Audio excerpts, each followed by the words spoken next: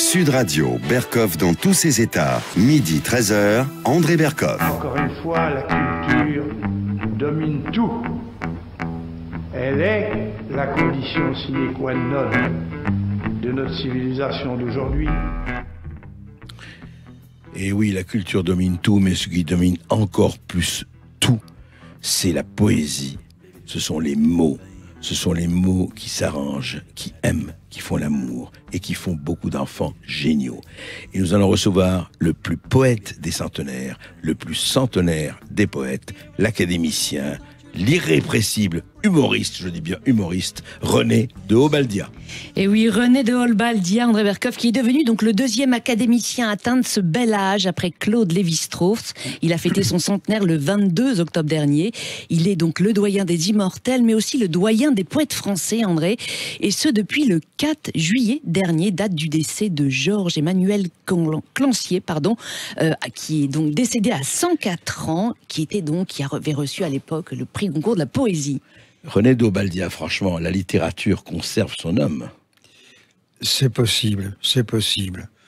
Mais de toute façon, c'est tellement mystérieux d'être, qu'on ait 20 ans ou 100 ans, la chose la plus invraisemblable qui soit au monde, c'est d'être. Ce n'est pas la mort. On m'interviewe beaucoup, actuellement à mon âge, bien sûr, sur la mort. La mort est une chose commune, je dirais, qui est réservée à tous. Ce qui est dur dans la mort, c'est la mort des autres, la mort d'un être cher, un enfant, une femme qu'on aime, enfin. Mais autrement, il n'y a rien de plus naturel que de mourir. Le plus invraisemblable, c'est ce que un de mes amis, dont j'ai perdu le nom, un peu William, Shakespeare, quelque chose comme ça. Oui. William, voilà. Ça me revient maintenant. Il m'avait dit to be or not to be, bien sûr. Toute la question est là. Et du reste, à propos de cette question de la mort, j'aime beaucoup, il y a des mots de Cocteau que j'aime beaucoup. Quand on avait demandé à Cocteau qu'est-ce que vous pensez de la mort, Cocteau avait répondu la mort, je suis habitué.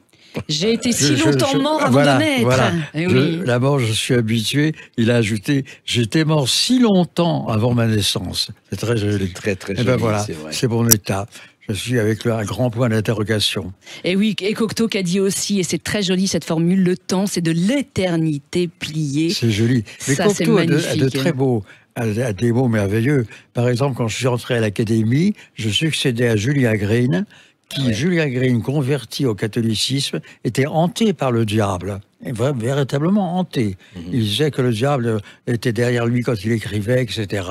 Et alors, comme je succédais à Julien Green, j'ai noté cette particularité de Green, et j'avais retrouvé un mot de Cocteau encore qui disait « Sans le diable, Dieu n'aurait jamais atteint le grand public ». C'est très, très joli également. Et toutes ces citations, vous les avez réunies dans un livre que j'ai adoré, André aussi, qui s'intitule Perles de vie et qui est paru donc il y a 2 ans chez Grasset. Vous avez réuni donc des pensées, des citations, des maximes qui vous ont frappé toute votre vie en fait. Oui, c'est-à-dire que voilà, je déjeunais avec mon cher éditeur Olivier Nora et au cours du déjeuner, il m'est venu quelques aphorismes à l'esprit, dont celui-ci, je dois en revenir, de Chesterton, qui est « Les anges volent parce qu'ils se prennent eux-mêmes à la légère ». C'est joli. Et alors, Olivier Nora m'a dit, si René, vous aviez d'autres aphorismes comme ça, on pourrait faire un recueil. J'ai dit, je vais essayer, parce que j'avais dans mon carnet de travail, mais pas pour être publié, bien sûr, j'avais noté des aphorismes, et j'ai mis un certain temps tout de même, j'ai mis 6-7 mois, avant de réunir une série d'aphorismes peu connus, et qui a donné lieu à ces perles de vie. Voilà, que vous évoquez. Et vous évoquez notamment un proverbe russe, André Berkoff, qui va vous faire rire, c'est-à-dire, pour devenir centenaire, il faut commencer jeune. Et ça, j'étais morte de rire. J'avais oublié, oui. Oui, bien sûr. Mais justement, je voudrais évoquer, moi, un souvenir, non pas d'enfance, mais d'adolescence, où j'entre dans une librairie, évidemment, j'étais très amoureux des livres depuis toujours, et puis je vois un livre qui s'appelle Le Centenaire. Le Centenaire, un roman chez Grasset, justement, où, effectivement, cette personne raconte comment on se sent quand on est centenaire. Et comme par hasard, c'était signé René de Obaldia, et comme par hasard, René Obaldia est aujourd'hui centenaire. Mais la question que je vous pose, est-ce que Quand vous l'avez écrit, c'était il y a 60 ans. En Oui, à peu 59. près. Oui, c'est ça. Combien En de temps 1959, c'est peu- exactement. oui, 60 ans. Oui. 60 ans. Vous aviez 40 ans. Ah Oui. ben dites-moi, Rome remplaçait Sparte. Mais dites-moi, non, justement, Alors, par rapport Oui. au contenu de ce livre, Oui. dont je me rappelle très bien, que je recommande d'ailleurs, je ne sais pas s'il est en livre de poche, mais je suppose qu'il je y sais est. plus très bien. Mais en tout cas, c'est un livre désopilant, magnifique et merveilleusement écrit. René de Obaldia, est-ce que vous avez l'impression que ce que vous vivez aujourd'hui, c'est ce que vous avez écrit dans votre livre? J'ai répété votre question. je l'ai Est-ce dit. que vous avez l'impression que ce que vous vivez aujourd'hui, je parle des sentiments, Oui. D'une certaine manière, oui. Mais pas tout, on ne peut pas tout prévoir, bien sûr. bien sûr. Et lorsque j'ai écrit ce centenaire, c'était vraiment un pas vers la vieillesse. Parce qu'on ne parle pas de la vieillesse à rebut. Et ça m'intéressait beaucoup de reprendre cette chose, d'explorer qu'était la vieillesse. Et effectivement, ça a été une divagation en même temps. Une Oui, divagation. Bon, une prémonition. Je ne pensais pas que j'allais rejoindre mon personnage. C'est évident. Je Pensez pas que vous allez Oh, vivre. ça, pas une seconde, pas une seconde. Et alors, je sais qu'il y a eu des critiques, bien sûr, en général très favorables. Et je me souviens d'une critique qui disait très justement, à propos donc, du centenaire, il faut que ça me revienne à l'esprit, ça me revient, du gâtisme considéré comme un des beaux-arts. Joli. C'est un très joli compliment. Ah, voilà. C'est joli. Et même à l'époque, certains critiques avaient même émis l'éventualité que vous aviez enquêté dans des maisons de retraite tellement ils n'en revenaient pas de cette écriture. Oui, absolument. Ouais. Ils pensaient que je m'étais Ce qui est faux, documenté, ouais. je vais passer. Non, pas du tout. Pas du tout. Non, mais c'était Mais formidable. voilà. Eh ouais. En tout cas, ce qui est très joli sur ce livre, figurait un bandeau et notamment une citation de François Mauriac. Mais oui. La vieillesse nous met d'une certaine manière Hors hors la la loi. loi. Ouais. Alors vous, est-ce qu'aujourd'hui vous avez le sentiment de l'être ou pas? Or, la loi. J'ai été plus ou moins hors la loi. Mais vous savez, bon, j'ai vécu comme tout le monde, et puis j'ai subi la société, et puis j'ai eu beaucoup de chance, j'ai eu beaucoup d'heureux événements. Voilà. Mais hors la loi, quelle loi faudrait? Et ça demanderait une Absolument. discussion.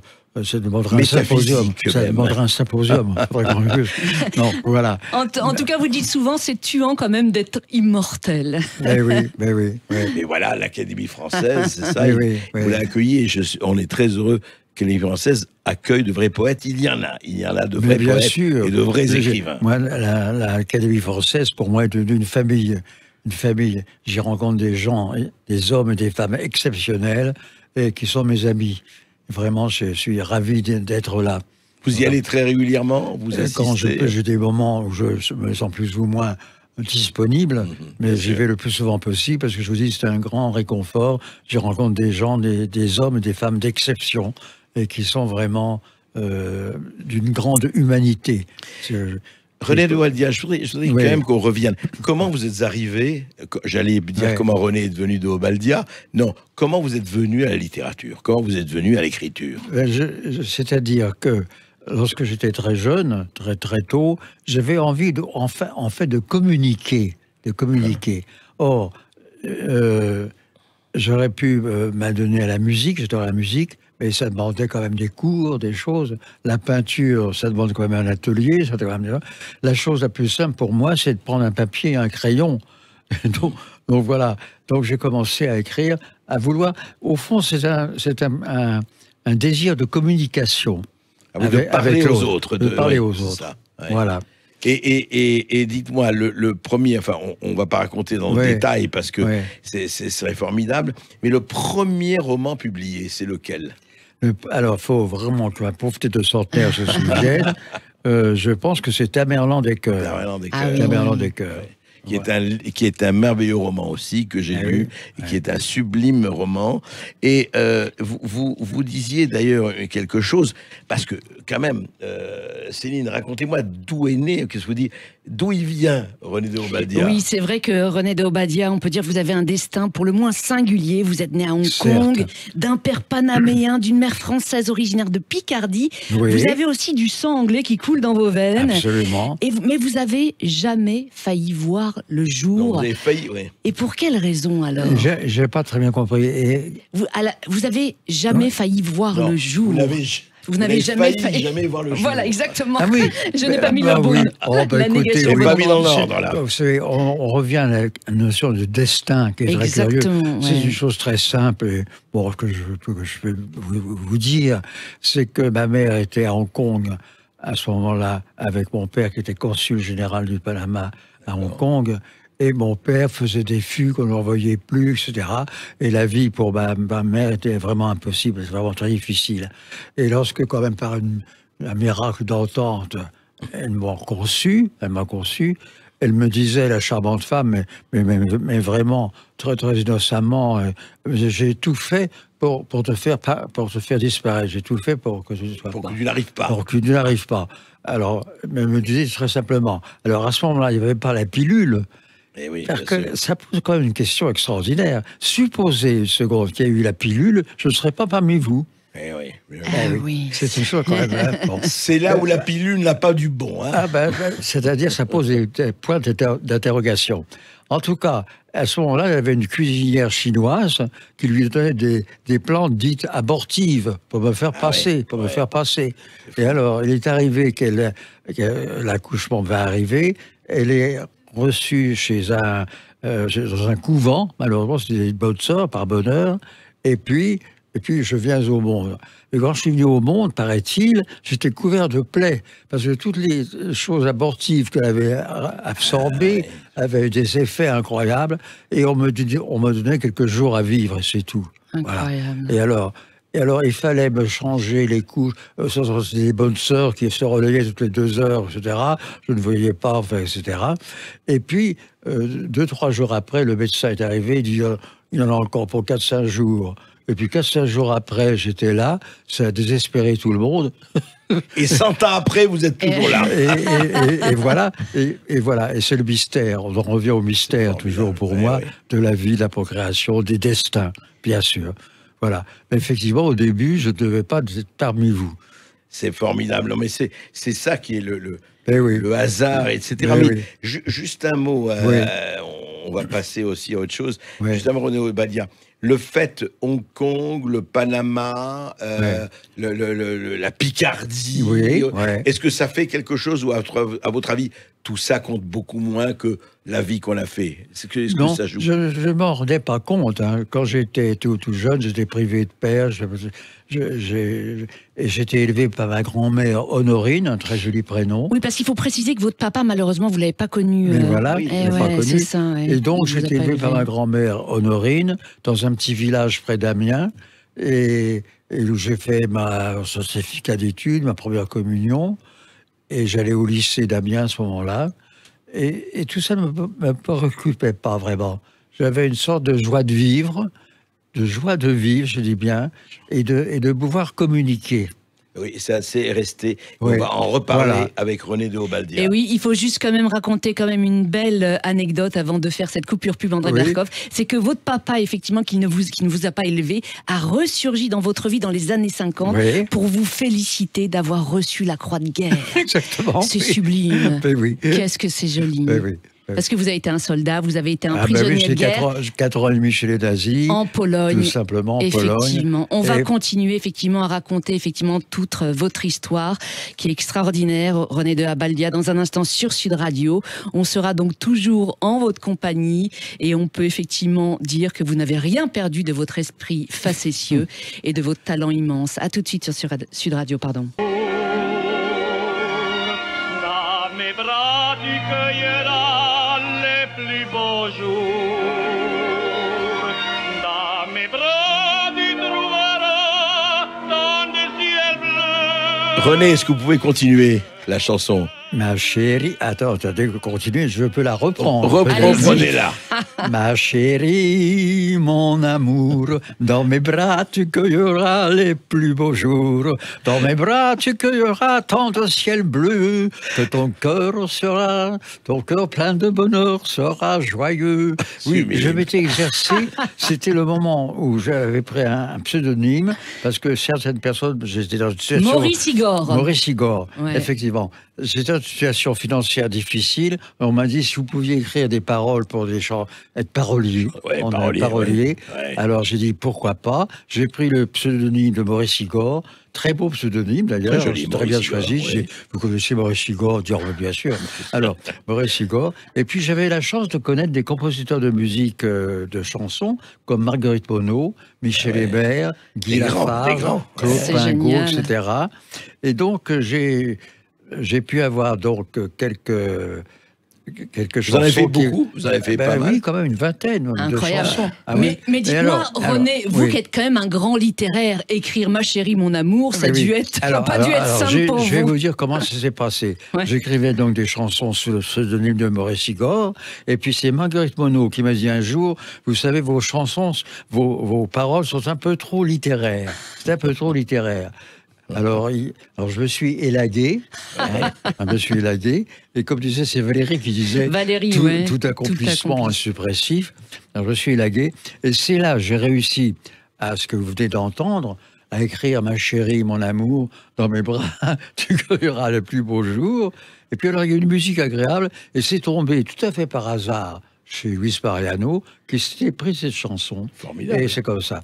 Et donc ça a été évidemment un grand succès. Eh oui. Et ce qui a permis, au fond, Maurice Igor a permis à vivre à Obaldia. Oui, parce qu'il Voilà. faut préciser qu'à cette époque, vous reveniez de la guerre, vous aviez été donc en captivité Ben oui. pendant 4 ans. Il y a eu Ouais. 4 ans et demi. 4 ans et demi. 4 ans et demi, oui. incroyable. Et c'est là que vous avez commencé à écrire, en captivité. Mais écoutez, Eh je vais oui. vous dire, j'ai été dans un camp de discipline. Parce Ou que en Allemagne, c'était en Allemagne. En Pologne. Pologne. En Pologne. Ah ouais. Je vais vous dire pourquoi, parce que je connaissais quelque peu l'allemand, je m'étais intéressé à Hölderlin, à Novalis, à Kleist, Ouais. à des gens que les nazis adoraient, bien sûr. C'est clair, Bon, ouais. alors donc je baragouinais un peu l'allemand, j'étais chef de commando tout de suite, donc confronté aux officiers. Il faut dire qu'en 40, nous étions livrés à l'arbitraire le plus total. En 14-18, il y avait des prisonniers allemands sur le sol français. Oui, bien Mais sûr. nous, il n'y en avait pas. Ils étaient maîtres de toute l'Europe. Et nous étions vraiment soumis à l'arbitraire le plus total. Un simple gardien pouvait nous tirer dessus avec son revolver en disant « il a injurié Adolphe », ça suffisait. Il n'y avait pas de... Ouais. Et donc, voilà, c'était très particulier.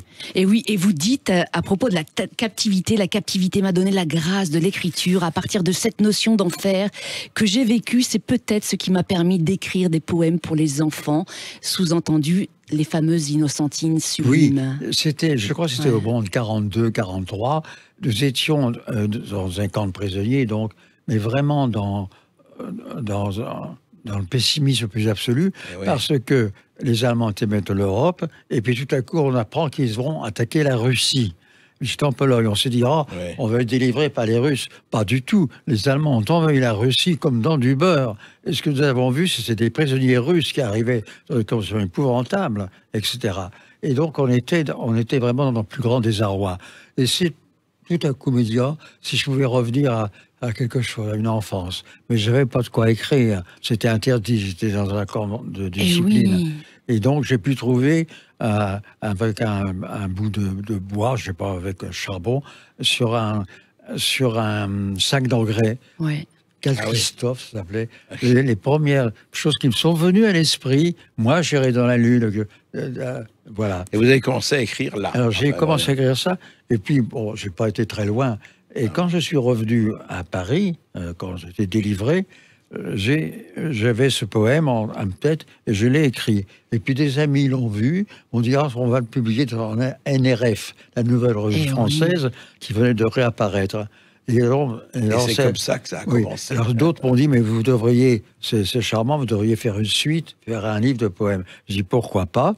Et j'étais tout à fait d'accord, mais ça a germé, et c'est 8 ans, 9 ans après que je me suis enfermé, que j'ai eu l'inspiration des Innocentines, poèmes pour enfants, et ouais. quelques adultes. Et oui, qui sont pour la plupart entrés dans les manuels scolaires Mais aujourd'hui. oui, alors André. ça me c'est vaut. incroyable. Comme je suis dans les manuels scolaires, ce qui est rare pour un auteur vivant, Ouais. j'ai cette chance dans les manuels scolaires, ce qui me vaut des aventures assez curieuses. Une des dernières, c'est je me retrouve dans la rue avec une amie qui avait à son bras une amie que je ne connaissais pas. Elle me présente. Je te présente René Baldia. Elle dit « Ah, je vous croyais mort ». alors, je m'excuse d'être vivant. Je me suis excusé d'être vivant. Mais pourquoi elle me croyait mort? Mais c'est parce que son petit, justement, disait des innocentiles. Il était dans les manuels scolaires. Et dans les manuels scolaires, on prend en général que des morts. Exactement. Et comment êtes-vous venu au théâtre, René Baldia? Tout à fait par hasard, comme beaucoup de choses de ma vie. J'avais écrit à ce moment-là, je crois, Tabernan des Chœurs, qui avait beaucoup de succès, et dans un cocktail, je rencontre Jean Vilar. Et Jean Vilar avait lu les articles sur moi, tout ça, et de sa belle voix grave, Jean Vilar me dit « Au Baldia, vous devriez écrire pour le théâtre. » Oh, oui. Et je me souviens que j'avais écrit pour moi-même une petite pièce quand j'étais à l'abbaye de Royaumont. Ah oui, bien sûr. Où j'avais écrit quelques petites pièces pour divertir. Il n'y avait pas la télévision à cette époque, donc la soirée nous appartenait. Donc j'avais écrit quelques petites pièces comme ça, et donc j'ai eu l'idée d'écrire, j'avais écrit ça, mais je dis où c'était, je ne savais plus où c'était, puis enfin je l'ai retrouvé, j'ai enfin retrouvé cette pièce que j'ai envoyée à tout hasard à Jean Vilar, je lui avais demandé. C'était Genouzy, c'est ça? C'était Genouzy, et figurez-vous qu'à ce moment-là, le TNP faisait des lectures publiques, le Théâtre National Populaire faisait des lectures publiques au Palais de Chaillot. Et donc, j'ai renvoyé la pièce, et Vilar me dit, je vais la programmer pour la lecture. Alors, j'ai été à la lecture au Palais de Chaillot, et là, j'étais gâté, parce que j'avais comme interprète les interprètes du TNP, c'est-à-dire Wilson faisait le domestique. Maria Casares. Casares faisait l'héroïne. J'étais gâté, Jean Topard. Et puis, il y avait un petit public, pas très nombreux, mais c'était très chaleureux. Et c'est comme ça que Vilar l'a pris au Théâtre Camier, qui était le théâtre d'essai à l'époque, et qui l'a inscrit à son programme, et que c'était un grand succès. On jouait à bureau fermé. Bien sûr, et après, il y a eu... Alors après, je me suis pris à mon propre jeu, et j'ai continué d'écrire pour le théâtre. Et donc, 5 ans après, vous faites donc Du vent dans les branches de Sassafras. Oui, bien après, oui. Et c'était en 1965, et avec Michel Simon dans le rôle principal. Oui. Racontez-nous comment il était à l'époque. Bien, écoutez, j'ai tâché de résumer, parce que si on parle de Michel Simon, peut-être là, c'est 3 heures du matin, mais je veux dire par là que cette pièce Du vent dans les branches de Sassafras était refusée de partout. Incroyable. C'est une pièce qui a été créée en Belgique. Et à un moment donné, ça a eu beaucoup de succès en Belgique, on dit on va le monter. René Dupuis, qui dirigeait le théâtre Grammont, un théâtre qui a disparu, a dit, oui, je vais le monter, mais il faut trouver un interprète. Et tous les interprètes à qui j'ai refusaient, ne comprenaient rien au rôle. Et il y a quelqu'un qui m'a dit, mais qu'est devenu Michel Simon? Qui est devenu Michel Simon? Parce que ça faisait 4 ans qu'on ne savait plus ce qu'il était. Il était à Genève, et il connaissait. Donc j'envoie à tout hasard le manuscrit à Michel Simon. Voilà. Et j'ai reçu une lettre merveilleuse de Michel Simon, très belle écriture, en disant qu'il avait passé un moment merveilleux, qui donnerait n'importe quoi pour jouer cette pièce, et comme je vous l'ai dit, il a demandé fort cher, enfin bon, et puis voilà. Et c'est ainsi que Michel Simon est arrivé, était vraiment tout à coup... Il paraît que dites-moi René, il paraît que c'était un enfer de travailler avec Simon. Oui, alors figurez-vous qu'il avait un caractère pour le moins difficile, et que ça a été pour les interprètes, il y avait de merveilleux interprètes, j'avais François Seigné, il y avait, je sais plus... magnifique. J'avais Caroline Cellier, j'avais une merveilleuse distribution. Mais alors, Michel Simon, ça devenait difficile. Il avait un pouvoir... Il y avait un sale caractère, il faut le disons dire. En gros, comme ça, parce que j'en pourrais longtemps, avec des moments très drôles en même temps. J'étais un homme plein d'esprit, d'intelligence. Vraiment. Enfin, ça a été en même temps une chose merveilleuse pour moi, une chance extraordinaire, mais en même temps, ça a été des périodes difficiles. Et dites-moi, en fait, vous avez continué à écrire des poèmes en même temps, René Baldia. C'est possible. Parce que je pense à une phrase. Oui. Une phrase, je vous le dis comme ça, parce que Ouais. le jet gélatineux génier dans le jasmin. C'est quoi ça? Ah oui. Ça ferait une belle épitaphe. Non, c'est Non, quoi ça? c'est parce que je vais vous dire pourquoi. Parce que j'étais passionné, comme je dis, par la poésie très jeune. Ouais. Et j'ai mon professeur de lettres qui avait dit que pour lui, le plus beau vers de la langue française, c'était sur un chemin montant, sablonneux, malaisé. Malaisé, oui. Jean de La Fontaine. Voilà. Ouais. Alors je disais, mais comment ça se fait que c'est le plus beau vers? Je ne comprenais pas. Ça m'obsédait. Et puis j'ai un autre, ça me vient pas à l'esprit, d'un écrivain très connu, qui ne me vient plus à l'esprit, qui aussi frémissait à un vers d'une banalité incroyable. Et c'est ce qui m'a donné l'idée d'écrire, d'une certaine manière, une parodie du plus beau vers de la langue française. Mais ça m'a donné une sorte de confrérie. Il y a beaucoup de personnes qui se réclament du jet gélatineux. C'est très joli, le jet gélatineux génier Alors, dans voilà. le jasmin. Dites-moi, René de Obeldia, Oui. Socrate disait « Je ne sais qu'une chose, c'est que je ne sais rien Absolument. ». Vous partagez cette pensée? De plus en plus. C'est De vrai, plus en ouais. plus. La question, je suis, dès le début, j'ai pris une expression, vieille expression, que j'étais esbobie. Esbobie, oui. J'ai étonné, complètement. L'ébahissement. Ébahissement, je suis esbobie. Et à l'Académie française également, je leur ai dit, je suis esbobie. et je continue, j'étais esbobie. Ouais. Je ne reviens pas d'être né. Et c'est pas de mourir, parce que, comme je vous l'ai dit, mourir, tout le monde meurt.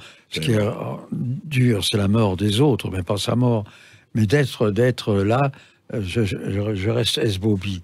Et je suis arrivé à un âge certain, un certain âge, où je reste esbobie. Voilà. Eh bien, vive, j'espère que nous serons tous aussi esbobis que vous. Merci René de Obeldia. Et oui, merci René de Obeldia, merci d'être venu surtout vous raconter sur Sud Radio.